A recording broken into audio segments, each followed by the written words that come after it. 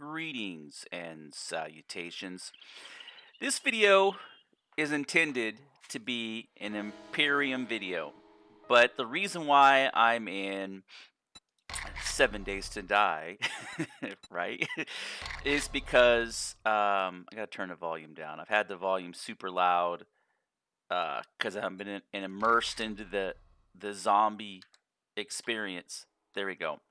So the reason why we're here in 7 Days to Die is because I've done a set couple videos on playability loops, and I want to show an example because often it's folks just complain about something not being good or there being issues, and um, they don't offer up solutions. That was the word I was looking for. Solutions. And so here is a solution to one of the playability loops that I was talking about in Empyrion. And the reason why I use 7 Days to Die as the example or the solution is because it is also a voxel game, and it is also a game that is in the Unity engine. So there is a synergy that exists within that. And so it's not like I'm asking for something or I'm offering kind of a construct. Because if I said, "Oh, well, it only existed on DOS," and came up with all these crazy, it'd be too many hurdles to overcome.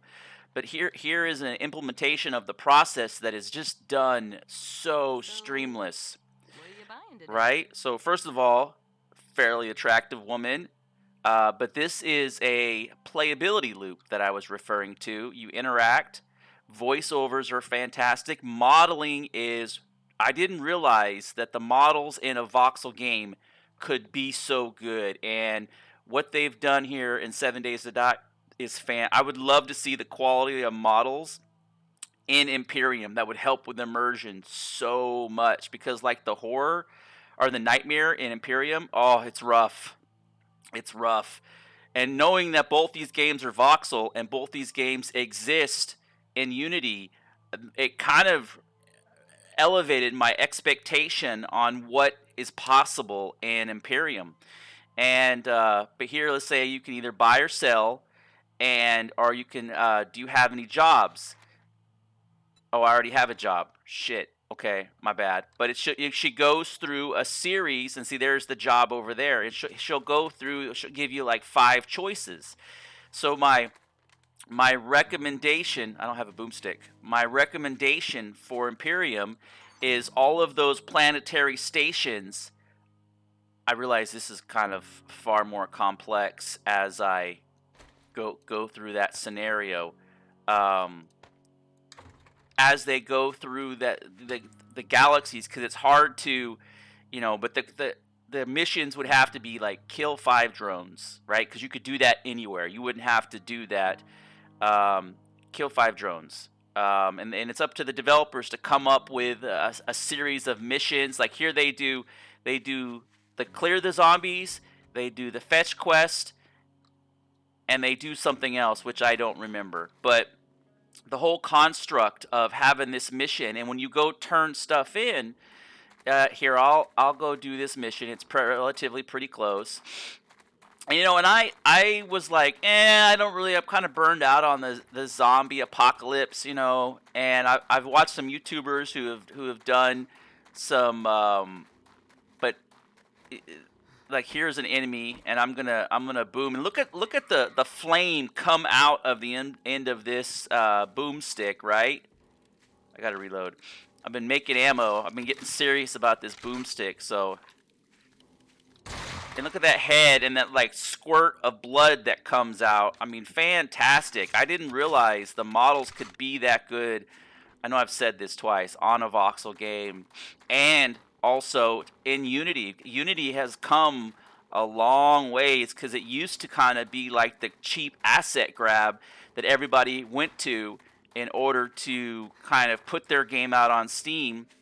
And I love how you come to the little marker. Some people argue that the marker is like too intrusive. I'm fine with it. I start it, and in the top right corner, it gives the supplies, right? So I don't have a shovel, so I gotta go B. The hotkeys are a little different. Go to craft, and then I gotta make a shovel. Do I have a shovel? Right here. Right, and then just craft one. 6 seconds. You know, an Empyrion system, this is fine, right? Empyrium's crafting system is more than fine. I don't have any issues with it. Like, this video is strictly, so this, I don't need a shovel. I'm retarded. All right, maybe if I'll get lucky and have a blueprint on a work. Nope. Nope. I think there's a level behind that. But, you know, the way that they have some of these POIs, and it's got the same construct. And I love how POIs can go back. Oh, there we go. POIs can go back and be re-updated. Oh, let's get out of here. I know that's a little twitchy. Little old muzzle loader, love it, love it. And then let's just do a quick search. And you know, when I seen that load thing, I thought it was. I didn't realize that that's just something to tie you up to where you can get checked out. You know, the zombies can get you while you're occupied, and that's what that's about. I thought it was like, at first I thought it was loading in some kind of asset or loading in like it was a game load. No, it's just to hold you in place long enough to where you're distracted. And the more valuable the loot is, the oh, I gotta be careful. And it never. Oh, he might get up. Cause sometimes you blast them. Oh, I missed. Oh, I missed, and I gotta be careful too, because of the I'll get infected, and I'll pick up. This game's all about. Oh man, okay, I got the experience. In the bottom right corner, you can tell if you killed them by the experience, because a lot of times you'll blast them. You can hear him walking. You'll blast them, and they'll see he popped out of that thing, or they'll fall down from the ceiling there. Okay. I hear them. See, it's like extra dangerous because they'll drop down from the upper floors onto you. So let me get this. See, I hear them up there thrashing around. And they have all these random boxes too from these different vendors. And I love how they do that. How oh, I got a hammer. Oh, it's a recipe. Reduce. Oh, it's a recipe for the hammer. Okay. So I hit, and that was another thing that I really like. Are their base blueprints, right? So if I go, so let's do this. If I go hammer right here, okay, then what is, let's go back to inventory. What is this? It says if I use this, read the schematic will teach you how to use. Okay, hammer. Now I can make it. I guess before I couldn't make it. Man, I got to go back and see the video. I think it was grayed out. Maybe it wasn't. But anyway, maybe I learned the schematic and didn't realize it. But okay, it's saying that this thing is 8 meters away. You can hear that dude in there thrashing. Okay, so back to our construct of this video, right? The purpose of this video is that, I don't know if I can make that jump. Oh, I can't. You gotta be super careful because a lot of times falls will break limbs. But they also have the built-in blueprints for the recipes, like your go-to. These are your default blueprints, and then they have the ones that you have to find out in the universe or find out in the world. And I think that's a great, like, I would love to be where there's certain blueprints in Empyrion that you don't have access to until you go to Xeraxi space. And then once you're in the Xeraxi space, there's a couple blueprints that you loot off of you know, the POIs or the corpses of the Xeraxi. And same thing with the Creel, right? The Creel, there's a couple, maybe it's an engine technology, maybe it's a thruster or shield technology that only exist in the, I'm getting farther away. I hear this dude. They're beautiful, beautiful, pure carnage. I hear Jumanji music. That's never good. Sounds like I pissed somebody off. You know, and this is a voxel game, but and I've watched some modding POIs where people will go through and they'll refine this. So there's something called a combo pack that people are talking. Oh, there's a metal hatch. Okay, 7 meters, and you can tell that these things are like, I got to do the scaffolding walk. But yeah, the two topics of this video are the mission loop, and then here we go. See, these are the goodies. Oh shit. Oh, I missed.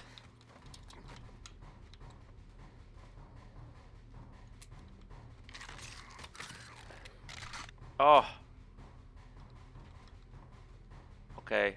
You can hear that music going, but the the construct of this video is the idea of a mission loop. Oh, look at all these goodies. Look at all these goodies. An idea of a mission loop and and then the idea of implementing blueprints outside of the normal tech tree, and the only way you can get those blueprints are by raiding certain factions. So each faction, let's say each faction has 5 unique, like aliens probably have shield technology, Xerax probably have laser technology, Creel probably has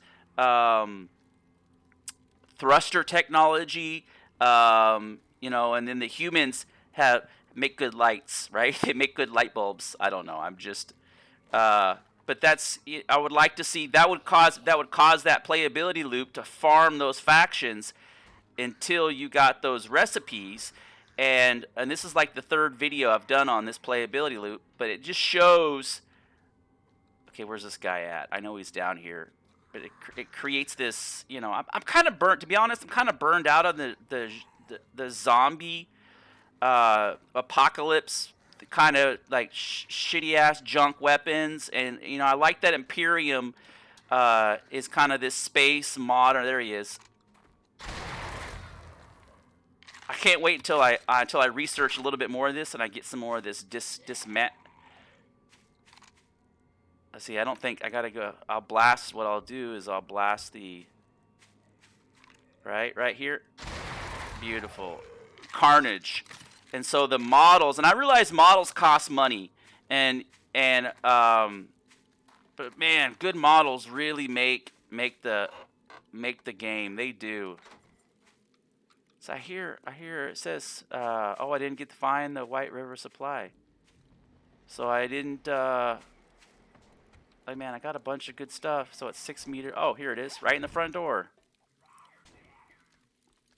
Perfect. And now I can go back and turn this thing in and show you folks kind of the mission loop that I've been talking about, and really kind of show how polished this is. Like some of these burnt buildings, I think they go a little too much into the immersion, and they waste a lot of their real estate on some of these burnt buildings. But you know, and I realize that, you know, it's kind of a critical thinking. It's you know, may not agree or disagree with what my thought process is, but I've kind of run into 2 issues with Empyrion. One is the big issue, which is driving me to play other content. Man, for whatever reason, whenever I log in, it always seems like within 5 minutes, it's saying the server is going to reset in 5 minutes. That has literally happened the last 5 times I've logged in. And I think what's taking place is that it's such a load on the servers that the server resets drop once it hits a certain like RAM usage or a certain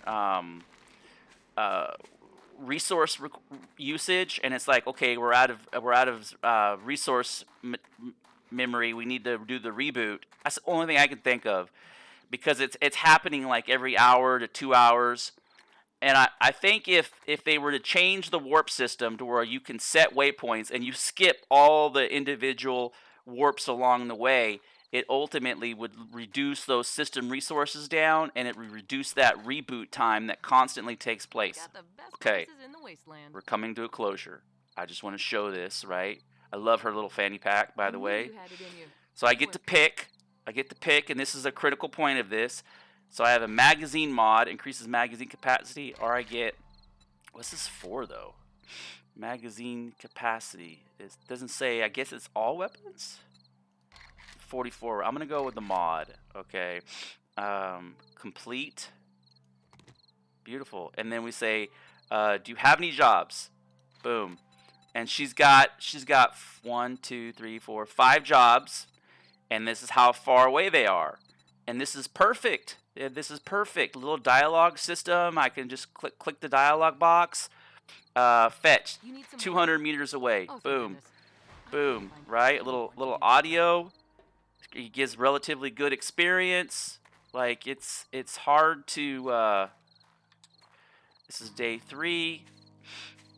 You know, like Empyrion does so many things right. So many things right. But the thing I think they're missing out on is, like, the galaxy's amazing, the shipbuilding's amazing.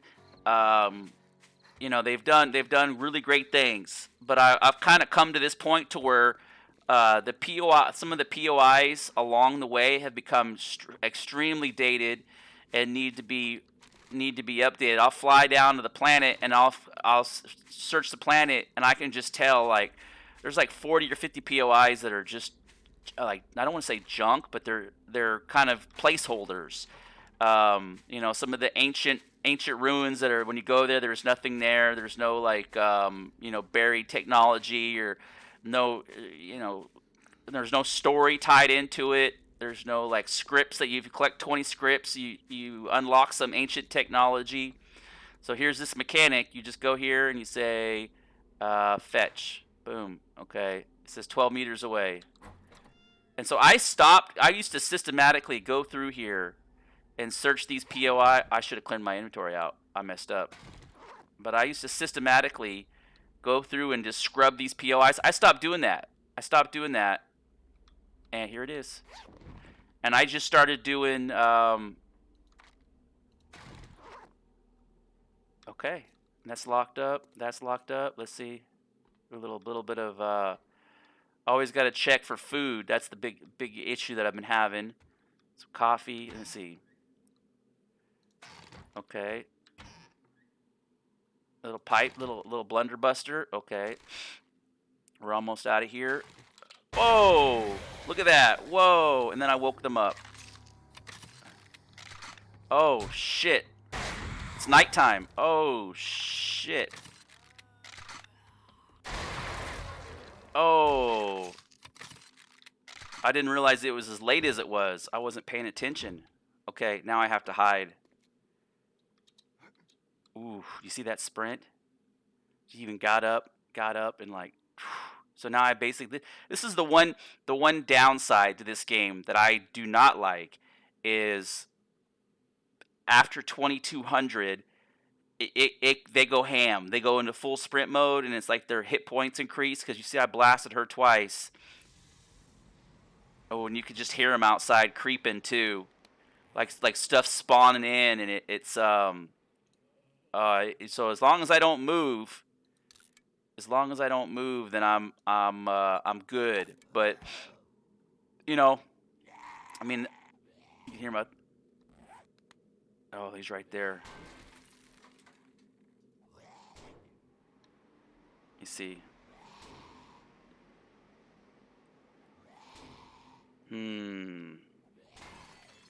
He's just gonna work on that door the whole time. What if I? There we go. Let's see if I clear it. Go into sneak mode and clear it. I'm gonna stop the video here. I don't want it to be too long, but I think the idea about playability loops has been shared, and I think this is a great example how it's done in Unity and in voxel.